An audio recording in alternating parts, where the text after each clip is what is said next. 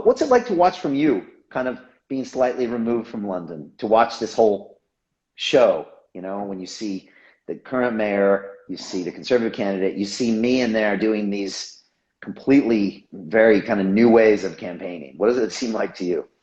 It's entertaining.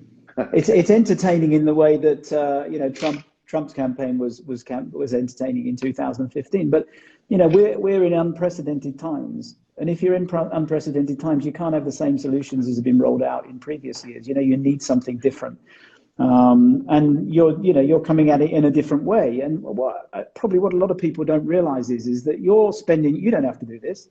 You're spending all your own money but you're spending your own money on doing this. You haven't got any big backers and so on. You're doing it because you're passionate about it and you want to make a difference.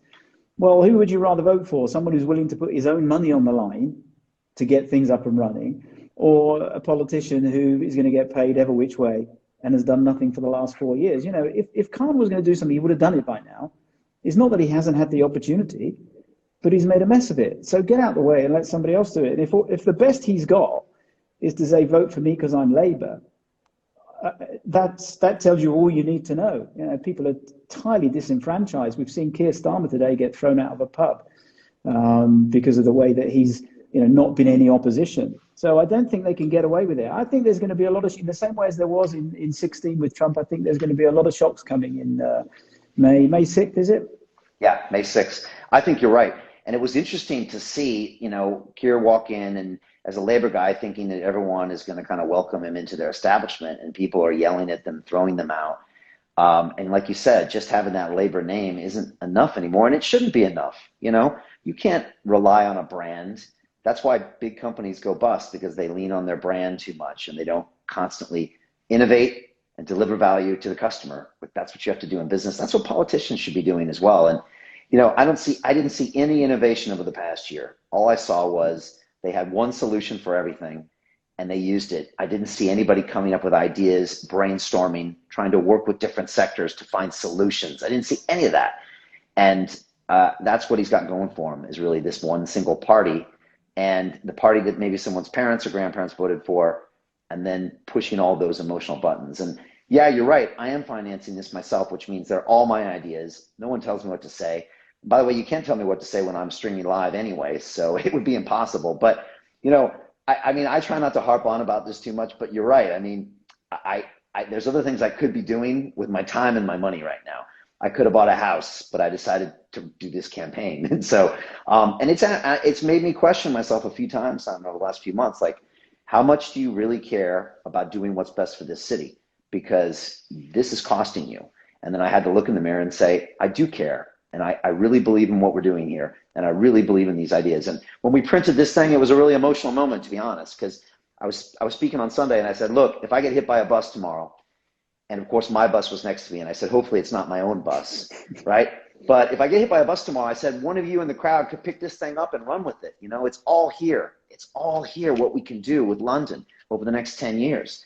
And so I feel good that it's published. The ideas are out there.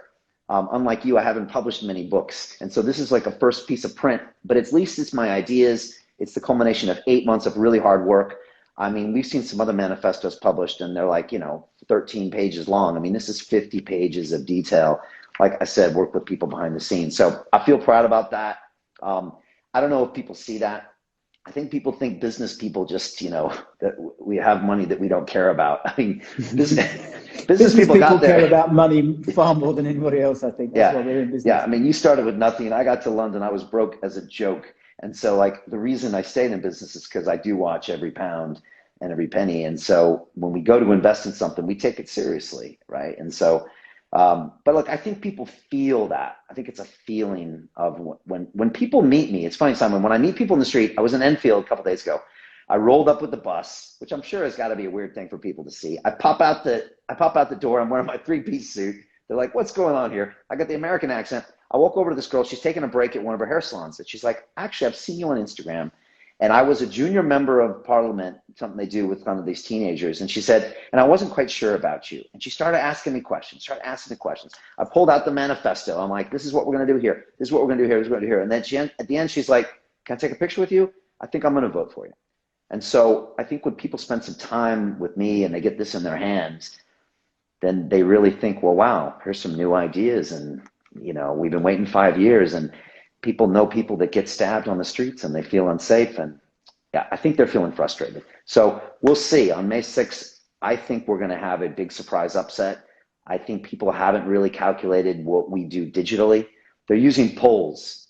And, you know, polls, I mean, you know about polls. Polls had Hillary Clinton winning by a mile. Yeah. Exactly. And they had an even race for the last election here in 2019, right? And it was a blowout in the end. So I think the polls haven't seen a candidate like us before. And again, I mean, it's crazy. I mean, I walked out of my house this morning, and you know, the garbage man said, "I'm voting for you. I know who you are. I appreciate you." The taxi drivers, buses honk their horns when they go by.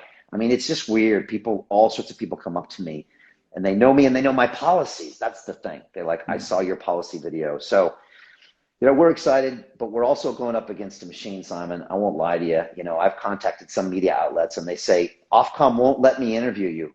I have to give 50% of my time to Labor, 50% conservative. And I'm like, are you serious? This is what's happened to democracy. It's like there's a lot of institutions that are they kind of benefit from this status quo, the two-party system, this illusion of choice, and everyone's conditioned to it for so long that they're not motivated to break it per se. So